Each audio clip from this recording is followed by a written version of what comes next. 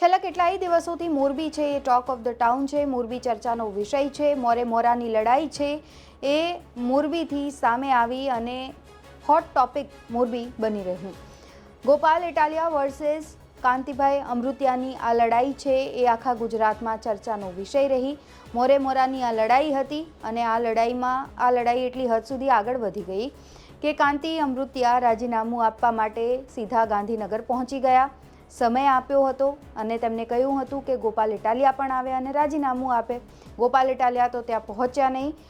જો કે એક નિવેદન બાદ તેઓ હંમેશા બેકફૂટ પર નજર આવ્યા। તેઓ બચાવ કરતા જોવા મળ્યા, કંઈ પણ બોલવા તેઓ નહોતા માંગતા આ મુદ્દા પર। પરંતુ કાંતિ અમૃતિયા છે એ તેમના સમર્થકો સાથે વિધાનસભા પહોંચી જાય છે ગાંધીનગર ખાતે અને ત્યાં ગોપાલ ઇટાલિયા માટે રાહ જુએ છે। પરંતુ અહીં આશ્ચર્યની વાત એ હતી કે તેમને શંકર ચૌધરી પાસેથી તો સમય લીધો જ નહોતો અને તેઓ રાજીનામું આપવા માટે પહોંચી ગયા હતા। એટલે આપણે સમજી શકીએ છીએ કે આ એક પ્લાન હાઈ વોલ્ટેજ ડ્રામા હતો। જો કે આ આખો ઘટનાક્રમ છે એ પૂર્ણ થઈ ગયો અને કાંતિભાઈ અમૃતિયા છે મોરબી પરત જતા રહ્યા।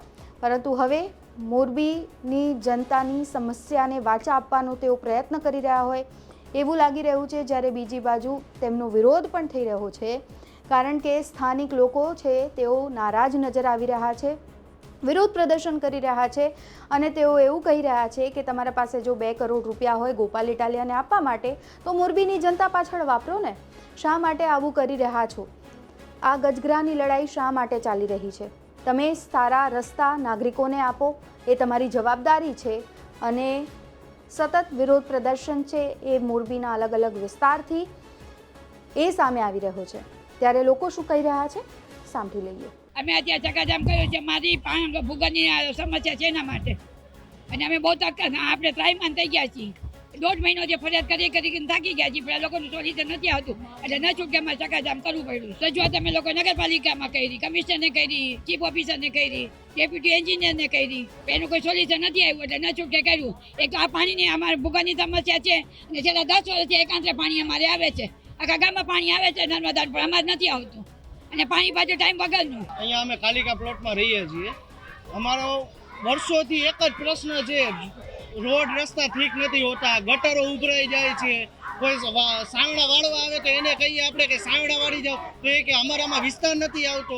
અમે ત્યાં કહેવા જઈએ તો એ લોકો એમ કહે છે કે ઓલા લોકોને કહો જે કામ કરવા આવે છે એ લોકો વાળી રહેશે। એ લોકોને કહી તો ત્યાં અમને એમ કહે કે અમને લોકોએ ના પાડી છે, અમારો જેટલો વિસ્તાર આવશે અમે એટલામાં જ વાળશું, અમે શું લેવું વધારે વાળી? તો અમારે પૈસા દઈને વધારે વળાવવાનું એ પ્રશ્ન છે। ગટર 24 કલાક 365 દી ગટર ઉભરાયેલી એના કારણે મચ્છર થાય, મચ્છરના કારણે નાના છોકરાથી લઈને બધાય મોટા સુધી તો સીધી વાત છે, ગટર ઉભરાશે તો બીમાર થવાના છે। અને ગટર ઉભરાય શેરીમાં ઉભરાય, એ શેરીનું પાણી આપણા ઘરમાં આવે, શેરીમાં ઉભરાય તો અલગ વાત છે, ઘરમાં આવે, ઘરમાં એટલે ઘરમાં ચોખ્ખાઈ રહીએ ને એ પ્રશ્ન। સંડાસ બાથરૂમ ભરાયેલા રહીએ, કમ્પ્લેન કરવા જાય તો એ કે આવી જશે, કરી જશે। ઇમરજન્સી નંબરમાં કોન્ટેક કર્યો, નગરપાલિકામાં જઈને કહી આવ્યા, હાલો ઇમરજન્સીમાં કોન્ટેક કર્યો, એ ત્યાં જઈને જ કરીએ, રૂબરૂ કરી આવ્યા, એ તો ત્યાં તો પ્રશ્ન નિકાલ થવો જોઈએ ને। તોય પ્રશ્નનો નિકાલ નહીં, કદાચ આવીને કરી જાય તો પાછું અઠવાડિયામાં જેવું હતું એવું ને એવું। મારી માંગ એ છે કે ભાઈ તમે જો છો રોડ રસ્તા ખરાબ છે, ગટરો ભરાયેલી છે તો એ આવીને નિકાલ કરી જાઓ તો આ પ્રશ્ન જ ન આવે કરવાનો કે ભાઈ અમે શું લેવા ધંધા। આપણાને ખબર છે કે બધાનો સમય કિંમતી છે, આપણે કોઈ બગાડવા માંગતા નથી। અમારી માંગ એટલી છે, રોડ રસ્તા સરખા કરો, ગટરો સાફ કરો અને વ્યવસ્થિત અને સ્વચ્છ અમને અમારી શેરીઓ કરીને દિયો। તો હવે આ મુદ્દો આગળ જઈને ક્યાં અટકશે એ જોવું રહ્યું।